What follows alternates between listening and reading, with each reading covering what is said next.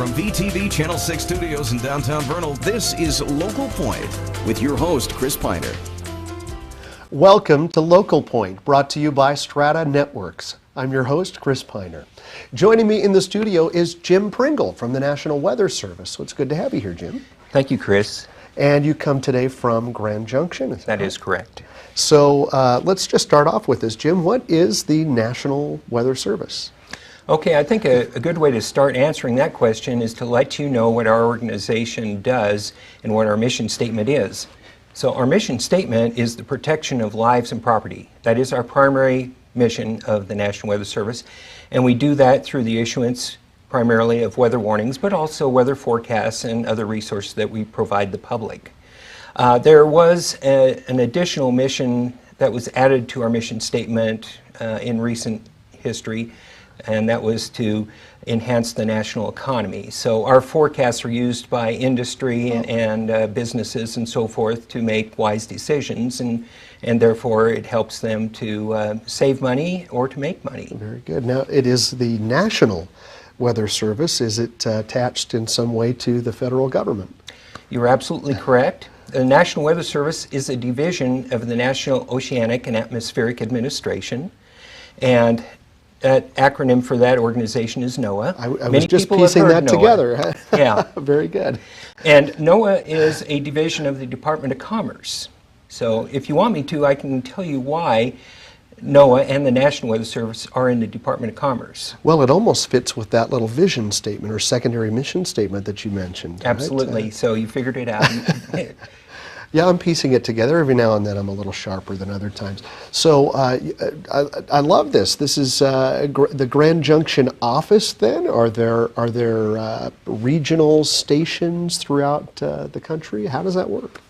Okay, throughout the National Weather Service, there are 122 forecast offices across the continental United States. We have some up in Alaska, as well as Puerto Rico, Guam, and the Hawaiian Islands. All right, I was going to ask about those. So you're spread out all over the place and networked then?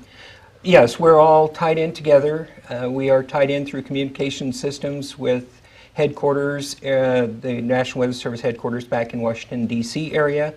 And our forecast area of responsibility, by and large, is the area that is covered by our Doppler radars, now our dual polarization Doppler radars as of September of last year. Now tell me a little bit about that. What I think we all have heard of Doppler radar, but the dual polarization, what does that mean? Well, with the conventional Doppler radars, like those that were initially installed in Utah and Colorado in the mid-1990s, those Doppler radars only sent out a beam of energy in one plane, in the horizontal plane. Okay. Now with the new dual polarization Doppler radars, the beam of energy is not only sent out in a horizontal but also a vertical plane. So is it coming from like a satellite, or coming down or shooting up, or how does that work? Well, our radars have a facility that has a dish that transmits the beam of energy, and it's constantly transmitting a beam of energy at continuously adjusting elevation angles. So it starts out at a half-degree elevation angle beam of energy that's going around in a circle, and then that radar dish then is tilted up another half-degree to a degree, and then it makes another sweep of the area. And the coverage of our Doppler radars, the effective coverage, is essentially about 120 nautical miles. All right, so you are getting, that's the dual polarization, then you're getting not just this way, but this way as well, at greater depth. Well, what it is, we've been, even with the conventional radars, getting the data from the radars at the various elevation angles, half-degree all the way up to another 19-degree elevation angle. However, with the dual polarization Doppler radar, since it's simultaneously sending out a beam of energy in the horizontal as well as the vertical planes, and as it does that, it's able to better detect the targets such as raindrops and snowflakes and such. Oh, that's interesting. All right, we might be getting a little too scientific here, Okay. but back for the lay person again, what kind of data is provided by this kind of equipment that you have?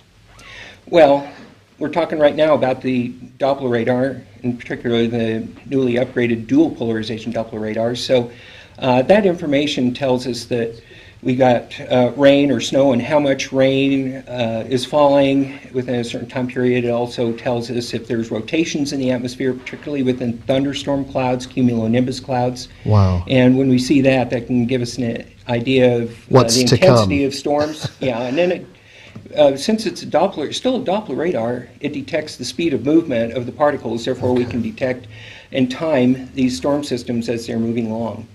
Now, I gather then that you gather the information and disperse it, because I think I've heard of the National Weather Service, but until today I've never sat face to face with a person from that service.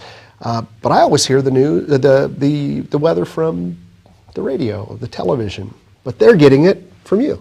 Well, they're getting Is the that right? basic information, the radar data, the satellite data, and some Much of other it they get, and then information. they interpret it and. Well, yeah, we do provide them with all other items as well, including weather forecasts and the weather warnings and so forth. And they are our partners, the TV meteorologists and the people at the radio stations and even the print media. You They work help with to them. share this information. And so we consider the media our partners in spreading weather information, and particularly the weather safety information, as well as weather warnings and weather watches. Right. And I want to talk about that storm spotting in just a moment. We'll be right back to hear more from Jim Pringle after this message from our sponsor, Strata Networks. Strata Networks is proud to bring the first true 4G LTE network to the Uinta Basin. 4G LTE is the most powerful mobile broadband available anywhere in the world. With speeds up to 10 times faster than 3G, you can stay connected like never before. Video chat without delay, stream HD TV or movies in an instant, and download or upload in seconds. For details, visit us in Roosevelt or Vernal or call 622-5007. More speed, more power. 4G LTE, only from Strata Networks. Welcome back to Local Point. We're here with Jim Pringle of the National Weather Service, and we were just talking a little bit about the technology that is in place nationwide in terms of different radar equipment. And I wanted to get to how the general public then can get that from you. Okay, the National Weather Service has many weather-related resources that are useful to the general public as well as to our partners in the emergency services and the media and so forth. And those products, most of them are available by the way of our website. There's got to be a website. I knew it was coming. Yes. Okay. So I think our website is a good place for people to start understanding and knowing what is available for them. After all, this information is provided by courtesy of the taxpayers, so it is their information. We are the National Weather Service, and we are providing a service. We like to think of ourselves as service providers in protecting lives and property for the people of the United States. So if they go to our website at weather.gov/GJT, there's no, you don't even need the www. If you put it in there, that's okay. Fine. But just weather.gov/GJT, and then start from there and start going through our website and seeing what you want to see. Radar, satellite imagery, weather forecasts.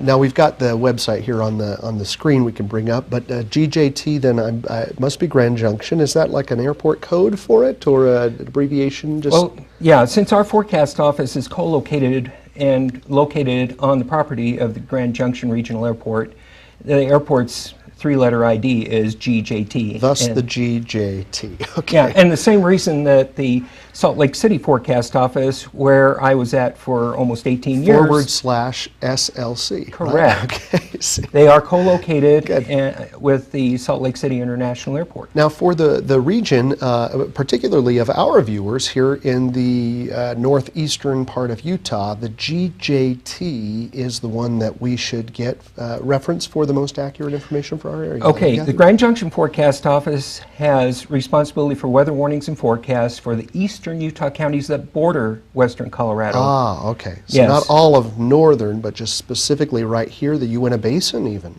Yes. Right? So, well, the eastern Uinta Basin. Once you eastern go Uinta Basin. to Duchesne County, westward from there, now you're dealing with the Salt Lake City Forecast Office's area of So responsibility. those are two good websites for us to keep track of. Absolutely. All right, now I did a little teaser at the end of our first segment about storm spotters. What is that? Okay. We have all kinds of great tools at our disposal at our National Weather Service forecast offices. However, there is one resource that we are heavily dependent upon volunteers, and that one is to tell us what's actually occurring at a particular location. Now, we have our Doppler radar and satellite imagery that can give us an indication of what is likely occurring.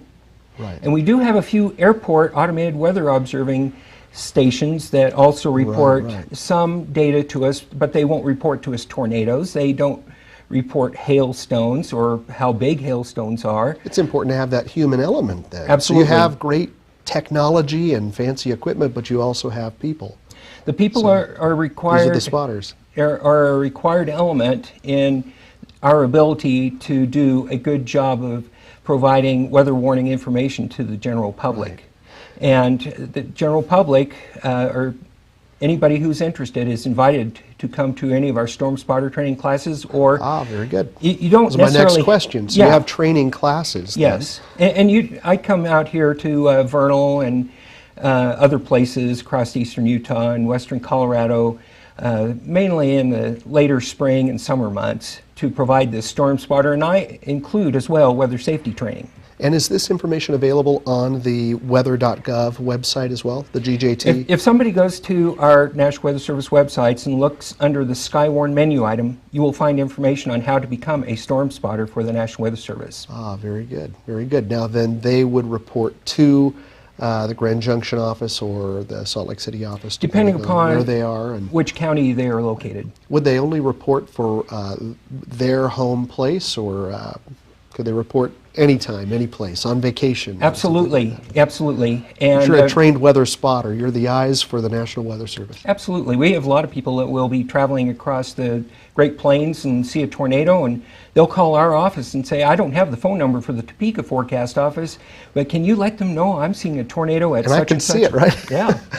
Well, Jim, fascinating information, so interesting, and thank you for introducing us to the National Weather Service and where we can gather information, how we can also take part by being storm spotters. Very, very interesting. We may have to have you back to talk about more. We had some great off-camera conversation. Thank you for watching today's show. That's all for now. Please join us next time right here on VTV Channel 6.